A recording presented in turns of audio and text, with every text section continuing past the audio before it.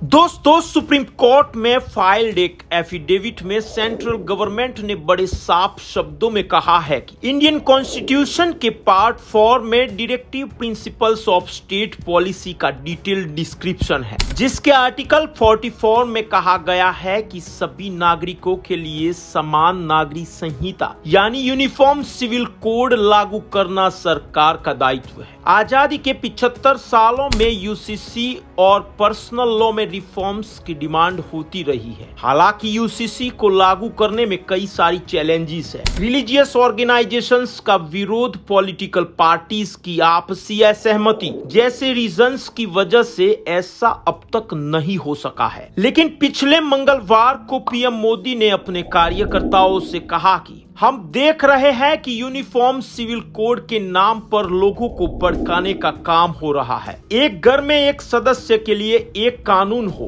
और दूसरे के लिए दूसरा, तो घर चल पाएगा क्या? तो ऐसी दोहरी व्यवस्था से देश कैसे चल पाएगा? आजकल हम देख रहे हैं कि यूनिफॉर्म सिविल कोड के नाम पर ऐसे लोगों को भड़काने का काम हो रहा है। आप मुझे बताइए, एक घर में परिवार के एक सदस्य के लिए एक कानून हो, परिवार के दूसरे सदस्य के लिए दूसरा कानून हो, तो क्या वो घर चल पाएगा क्या? कभी भी चल पाएगा क्या? फिर ऐसी दोहरी व्यवस्था से देश कैसे चल पाएगा? हमें याद रखना है कि भारत के संविधान में भी नागरिकों के समान अधिकार की बात कही गई है। पीएम मोदी के इस बयान से यूसीसी पर पॉलिटिकल बहस छिड़ गई है। कई ओपोजिशन लीडर्स ने पॉलिटिकल प्रॉफिट के लिए यूसीसी का मुद्दा उठाने का सरकार पर आरोप लगाया है। आखिर क्या है यूनिफॉर्म सिविल कोड? आखिर क्यों रिलीजियस ऑर्गेनाइजेशंस और ओपोजिशन लीडर्स कर रहे हैं इसका विरोध? आखिर क्या वजह है कि सरकार इसे आदिवासी समुदाय में लागू करने में डरती है? आखिर क्या बदल जाएगा देश में इसे लागू करने से? इन सारे सवालों के जवाब आपको वीडियो के एंड तक मिल जाएंगे। लेकिन इससे पहले चैनल को अभी तक सब्सक्राइब नहीं किया है तो प्लीज चैनल को सब्सक्राइब कर ले। भारत के संविधान के भाग 4 में देश को सुचारू रूप से चलाने के लिए नीति निर्देशन पॉलिसी को शामिल किया गया है। इस पर कानून बनाकर इसे लागू करना सरकार का दायित्व है, लेकिन ये कंपलसरी भी नहीं है और इसमें सुप्रीम कोर्ट भी सिर्फ सरकार को कानून बनाने की सलाह दे सकती है। Uniform civil code Indian constitution के आर्टिकल 44 का हिस्सा है और आर्टिकल 44 इसी directive principles of state policy का। अगर यूनिफॉर्म सिविल कोड पर कानून बनाकर इसे लागू किया जाता है तो भारत में रहने वाले सभी सिटीजन्स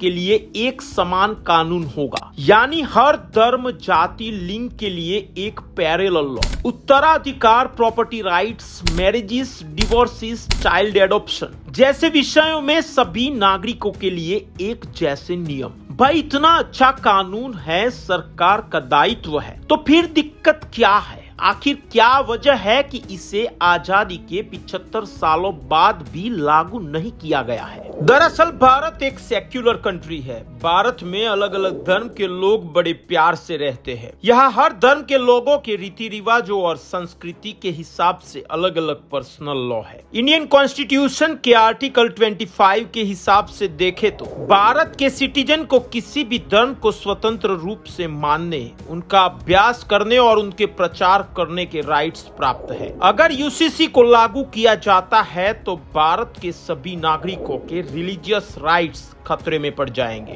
यूसीसी का विरोध करने वालों का मानना है कि सभी धर्मों के लिए समान कानून के साथ धर्म की स्वतंत्रता के राइट्स और इक्विलिटी के राइट्स के बीच बैलेंस बनाना मुश्किल होगा। इसके चलते धर्म या जातीयता के आधार पर बने कई पर्सनल लॉज भी संकट में आ जाएंगे। अगर सरकार यूसीसी को लागू करती है तो ट्राइबल कम्युनिटी पर इसकी क्या इफेक्ट हो? इंडियन कॉन्स्टिट्यूशन में शेड्यूल्ड ट्राइब को किस तरह से प्रोटेक्ट किया गया है। आखिर क्या वजह है जो सरकार आदिवासी समुदाय में यूसीसी को लागू करने में डरती है? इंडियन कॉन्स्टिट्यूशन के आर्टिकल 342 में अनुसूचित जनजातियों की पहचान की गई है। शेड्यूल ट्राइब यानी एसटी जो जनरली मेन स्ट्रीम सोसाइटी से आइसोलेटेड है, इन लोगों का अपना एक अलग समाज होता है, एक अलग कस्टम्स और कल्चर होता है। ये लोग अपने अलग कायदे कानून बनाकर उसे मानते हैं। ऐसे लोग जनरली जंगलों और पहाड़ों में रहते हैं। आम बोलचाल में इन्हें आदिवासी कहते हैं। भारत में 705 ट्राइबल कम्युनिटी है जो देश में एसटी के रूप में लिस्टेड है। 2011 जनगणना के आंकड़ों के हिसाब से देखें तो देश में इनकी आबादी करीब 10.43 करोड़ है, जो देश की टोटल पॉपुलेशन की 8% से भी ज्यादा है। ट्राइबल सोसाइटी में कई ऐसी प्रथाएं हैं जो यूनिफॉर्म सिविल कोड के दायरे में आने से खत्म हो सकती है। चलिए दोस्तों, जानते हैं ऐसी ही कुछ अनोखी आदिवासी प्रथाएं। गांड समुदाय में पति की मौत होने पर भी कोई महिला